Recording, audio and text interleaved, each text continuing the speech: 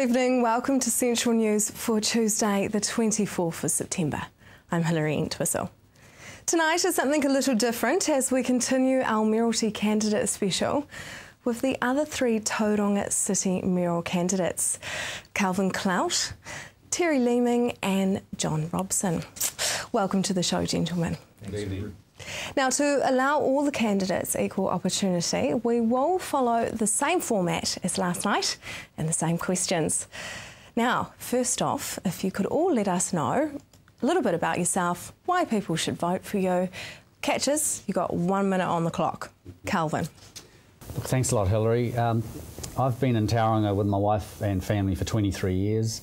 We own two businesses and we're providing jobs for the local economy. I believe I have a business head that can actually contribute to council. Council has significant issues to address, and I believe that I do have the skills to lead the city forward. I also have a real passion for Tauranga, and I believe that it has a fantastic future, as long as we don't shoot ourselves in the foot, which I believe in the last 10 odd years we have been. And so I'm really committed and passionate about Tauranga, and I believe I'm going to make a great mayor. Terry, what about you? Well, kia ora, Hilary. My name's Hori Leeming, and I have a wife who's a teacher and 4 children, and 3 of them are all at Victoria University. Actually 2 are just on the threshold of leaving with honours, and the other one's decided he wants to become a clinical psychologist. And he reckons he's got me worked out. So good luck with that, Nathan. Now, I'm standing for 3 reasons. Debt. We've got to keep a lid on debt. Roading. Our roading's not keeping up with the pace there. We've got the largest port in the country. It's absolutely smoking Auckland. It's the All Black of ports. Now we need to cater for that. We have done some roading infrastructure, but nowhere near enough, and there's some little roads and some big roads that need to be sorted out in consultation with NZTA, but also council's got to do his bit.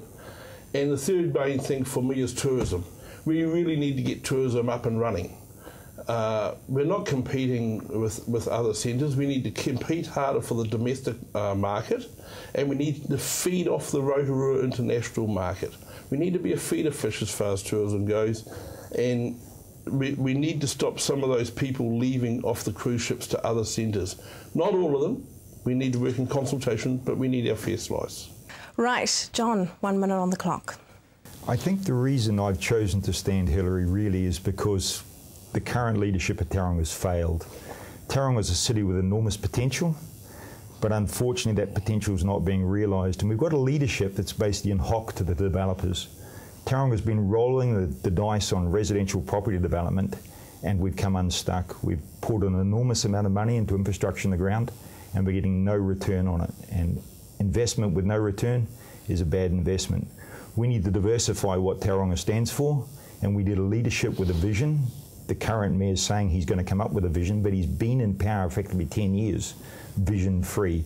We need someone with a vision for Tauranga. I have a vision. I've operated around the world on 6 continents with some of the world's largest corporations. I have every single ounce of experience and expertise needed to deliver on Tauranga's potential. I just hope I get the opportunity from the voters of Tauranga. And in a minute, I can't give you as much as I'd like to give you. So what I'd like people to do is, after they've watched your wonderful program, to go to jr4tcc.net and see what a real leader could do. Well, thank you very much, gentlemen. Now, it is time for us to take a break, but stay tuned because up next, we talk rates and debt of the Tauranga City Council.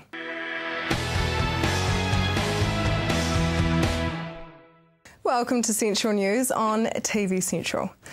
We are back with 3 of the 6 candidates running for Tauranga City Council Mayor. A big issue for the council, especially Tauranga, is debt. Hori, if you were elected, what would you do about Tauranga City Council debt? Well, when you're in debt, there's 3 things you can do. You can cut costs, you can increase income, and you can sell assets. They've tinkered with selling assets just of late, and they've tried to cut costs, and apparently they've knocked slightly more than $1.5 million off the wage bill. So where else can they go?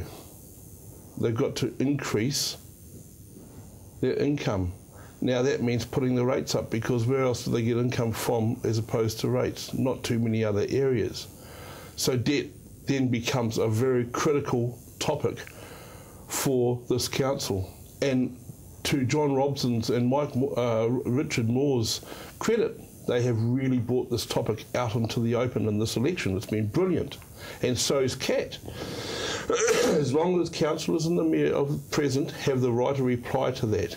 But the beauty about this campaign is that the debate is out there about debt. And so it should be for all the councils in this country, because debt is becoming the chain around their necks when interest rates go up.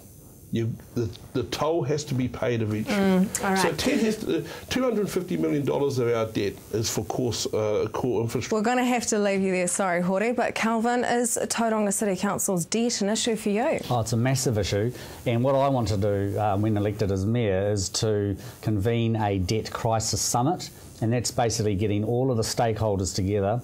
First of all, let's identify how the debt came about, what was it spent on. Secondly, how do we cut our costs as a council, and that will include a staff review. And thirdly, how do we increase our income? And I believe the key way of doing that is getting new business into town and a population growth to spread those costs. And then that makes the cost per person less. The other thing I'll be doing is reviewing the key capital projects that are on the books at the moment, and seeing if we can't defer some of those, because some of them are actually old technology, for example, the Southern Pipeline. What about you, John?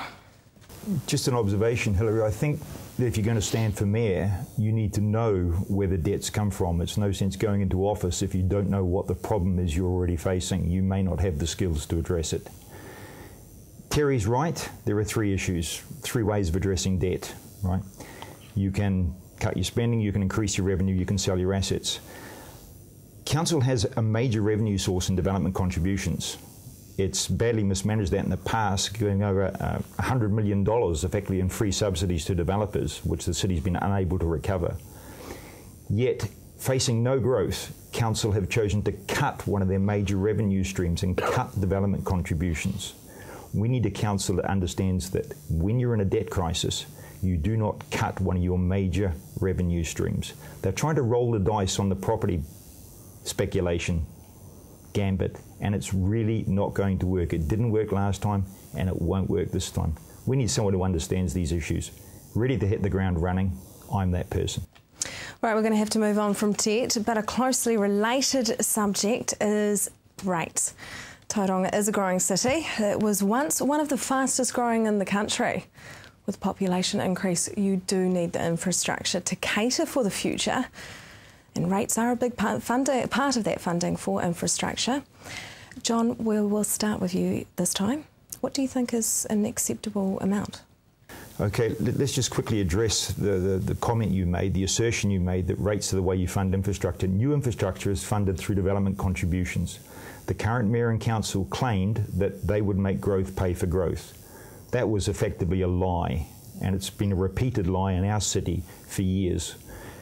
You put infrastructure in the ground and you get the payment back from the new development that comes in via subdivision impact fees and building impact fees. These are the things that pay for your infrastructure. Yeah. We shouldn't allow the current people living there to have to pay for the new development. In fact, they subsidise the developers' profits. Right, so that's one issue. With regard to rates growth in itself, rates should be capped at CPI. The very idea, arithmetically, that you cap the rates at CPI plus 2% effectively results in a doubling of rates in real terms over time. It's just a nonsense. People don't understand numbers, and you need to understand numbers to be effective in council. Hori, what do you think is an acceptable amount of rate increase? No one really wants their rates to go up. My 85-year-old mother doesn't really want her rates to go up anymore if she can help it. Now, should we be putting them up anymore? No, I agree with John. We should be making sure the developments pay their lot. Now, there's a developer in town that wants to open up a piece of land. If he plays by the rules and pays all his development fees, that's fine. Otherwise, we'll end up like we've got at Boscobel, where a developer put in a water treatment station 20 years ago. It's now failing and giving them dirty water. Now they want to plug into the council coffers and get nice, clean, fresh water, but they have to pay now. These are the problems we get if we don't run our city properly. We're going to have to stop you there, sorry, Hore, but Calvin, what are your thoughts on rate increase? I'm very happy with a CPI, but I'm not happy with anything more than that. Now, in reality, though, it's going to at least be 5% in my view, but even that is less than it has been in the last 10 years. It's been 7% compounding, and so to me 5%, although a beyond CPI, is probably going to be affordable, bearing in mind that Tauranga's rates are actually 20% less than Rotorua's and 6% less than Hamilton's. Well, thank you very much, gentlemen. Now, just ahead, after the break, we talk about the port and tourism in Tauranga.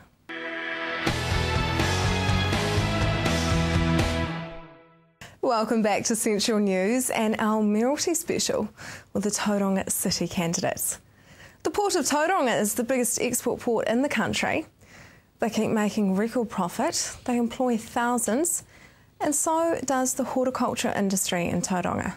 But do we need to? And how would you build an economy that is not solely reliable on the port and the horticultural industry? Calvin, is this something that you think needs answering? Yes, I think it's really important that we diversify the economy, and I'd be looking at encouraging several sectors. So there's food processing, there is business services, construction, of course there's logistics, and also education. And I think the new tertiary University of Waikato campus in the middle of town is going to be fantastic for the economy, and that'll also spread the number of industries that Tauranga is reliant on, and I think it's also going to add some vibrancy to the city centre. So I think Tauranga has a fantastic future in terms of a diverse economy. John, do you think that we rely on the port too much, or the horticultural industry? I think the saddest thing about the port situation, Hilary, is we don't actually get any money from it. I mean, I'm in favour of council amalgamation. I would love to see a situation where the regional council was effectively abolished and the government introduced a national environmental agency, and then the assets that actually sit in Tauranga were used to facilitate the growth of Tauranga. We've got a situation, for instance, where the port imposes an enormous load on our roading system, but the money from the port goes to Environment Bay of Plenty Regional Council as it is now. I think we do need to diversify the economy. It's a standard mantra of any business person that when you invest with a degree of diversification to ensure reduction in risk. We've got real potential, but I think we need to be a little bit smarter and a little bit clever. And I'm thinking about things like, why don't we really put ourselves out there? New Zealand needs another connection to the World Wide Web. Why don't we think about making Tauranga the place where that connection arrives in New Zealand, and really make Tauranga the city of the future of New Zealand? Let's put ourselves out there. What about you, Hore? Well, John's absolutely spot on. I'm going to take that minute and add it to my minute as well, because exactly what John said was bang on, and some of what Calvin said is bang on as well. Diversification is the only thing. As you saw with the PSA, it can cripple an industry, bang, just like that. The Varroa can cripple another industry just like that.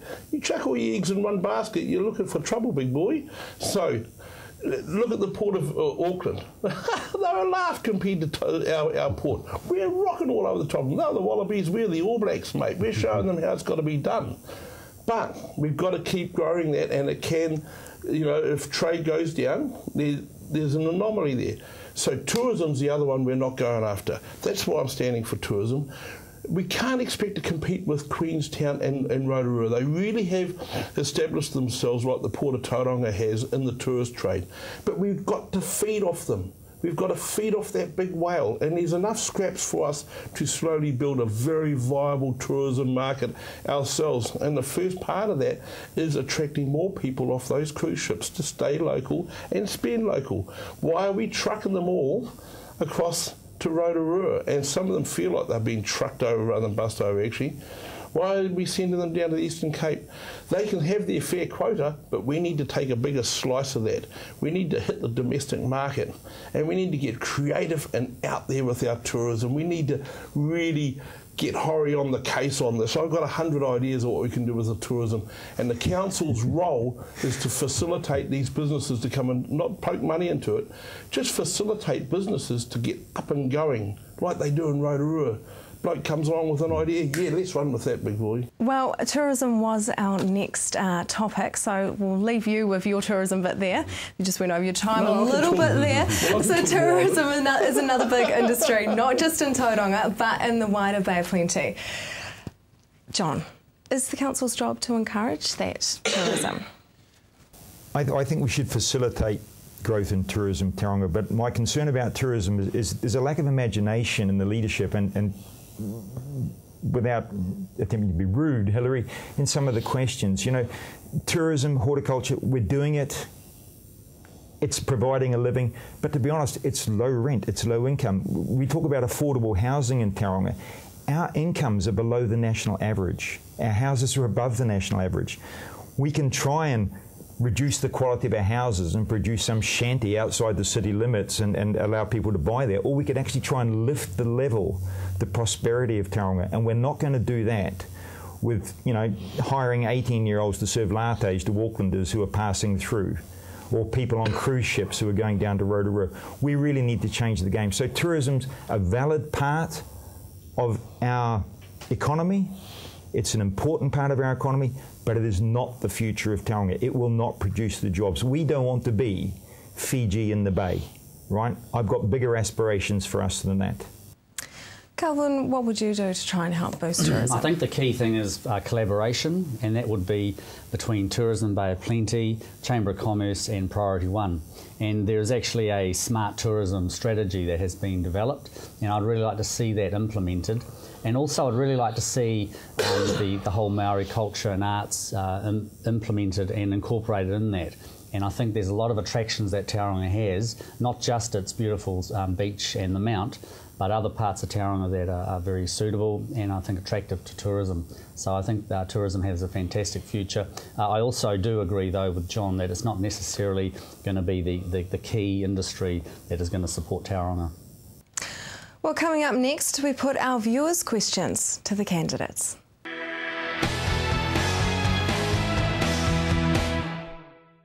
Welcome back to Central News and our Mayoralty Candidate Special with some of the Tauranga City Council candidates. We have asked our viewers to send us questions of what they want to know from their potential new mayor. And events came through as a very familiar and strong theme. One viewer even said, how am I meant to know what is going on in Gretton if I live in Mount Maunganui? It is simply not advertised. John, would you support more events? I think Tauranga's got some things going on, but we do have some disadvantages. Unlike New Plymouth, for instance, we don't have a natural venue for concerts. New Plymouth is great for concerts. And unlike some other places in New Zealand, we've got serious competition not too far away in terms of travel. One of the things that I've got in my own vision is I'd love to see something happen in the middle of the year. At the moment we have the summer, that covers January, we've got Christmas in December, we've got the Jazz Festival in April, and we've got the Ames Games, which are a major contributor to our economy in September, but in the middle of the year we've got nothing. So my vision, I see a celebration of Matariki, I see a month-long festival of light. New Plymouth do the same thing, but they do it in summer. I see a festival of light. I think bringing Matariki, I think bringing fireworks, which I love, in council and outside council, together, the arts community, the creative community, cameras, plays, paintings, everything we do in this world involves light. So I'd love to see a festival of light in Tauranga. We're going to have to stop you there, sorry, John. So Calvin, would you like to see more events? I think Tauranga is a little bit bereft of enough events and festivals. I'd like to see the encouragement of, for example, the Harry McCleary sculptures, which are going to be put downtown. I think that'll be a good focal point. Perhaps we could have some sort of like a national dog show or something that would sort of go in with that. So I feel that events will help enliven the city. And I think in terms of venues, we do have a new Central City Hotel coming out, and then that'll be great for conferences as well. And I think it's important that we encourage the arts. There's a smart arts strategy. I'd like to see that implemented. And also public art, I think, has got a key role to play as well in just encouraging people to come to Tauranga for those events. Hori. Really, the City Council has got the conundrum where they need to facilitate events. Of course they do. They need all of what Kelvin and John's just said. But they need to, like tourism, provide that network or that base for people wanting to set up events to be able to do. They also need to actively encourage people to get into running these events. Unfortunately, that costs money. So now, when we relate it back to ratepayers and debt, we now have to decide what our priorities are. Are they core infrastructure, or are they all these nice to haves that Bill Faulkner and other people would say? I think running events is one of the core infrastructures because that's going to create wealth. Anything that makes money is good. And on that basis, yes, I would support a structure to get events up and running. Right, moving on to the next viewers' questions. Bay Park actually came through as quite a strong one. So does it suffice what Tauranga needs? Oh, in my opinion, Bay Park is brilliant. It was developed on quite a low-cost model, but it's fit for purpose. And if you look at the alternative of trying to establish a new stadium, like for example in the Domain, that's just going to be tens and tens of millions of dollars. Then you're duplicating two stadia, and then you're always going to have a lot of redundant space there. And I think that Bay Park is fine for what it is. It can seat 20,000 people. It's got 30 corporate boxes, and I think it's more than sufficient for our needs into the future. Hori, we're running out of time, but just quickly on your biggest subject. This is my subject, so give me a bit of time. And Kelvin basically is grappling in the dark. He's not quite sure what he's on about here. Bay Park as a dog is a rugby stadium. It's brilliant as a stock car stadium, no doubt about that. It's the best stadium in the country for that. But as a rugby stadium, it's a dog. We couldn't get any World Cup games. We lost all that money. We're the only city in this country not to get World Cup games. We need to address these issues. Now, if you don't want a stadium at the Domain and all that expenditure of money, I can understand this. So here's where my creativity comes in as mayor. Why don't we shift the stock car track out to the new Tech Arena, which is about 20 k's out of town? Solves the noise problems. You'd be lucky to get 10,000 people at a stock car meeting on your best day, usually about 3,000 or 4,000. Shift that track out. Now you've got the infrastructure for your new stadium, which will suffice for another 50 years. Hori's right. Bay Park is a dog of a rugby stadium. Anyone who's a rugby supporter would know that. Hamilton's got the best outdoor rugby stadium in New Zealand. The people down south have got the best rugby stadium in New Zealand, the all-weather one, and we've got a dog.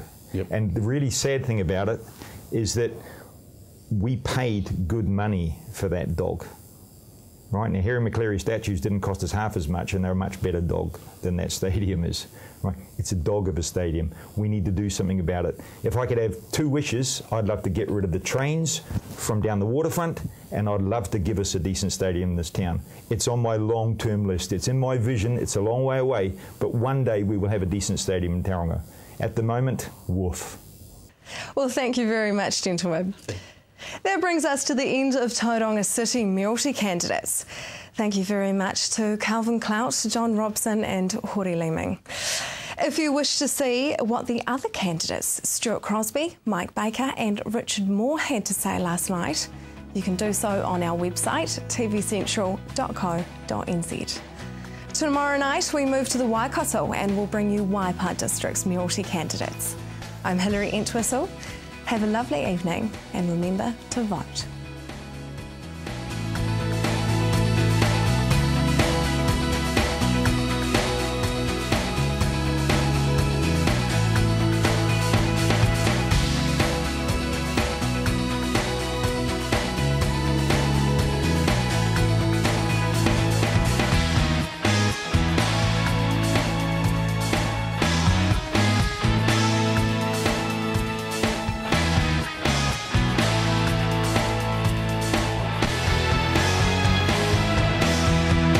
This has been an Alpha Media production, a division of Television Media Group.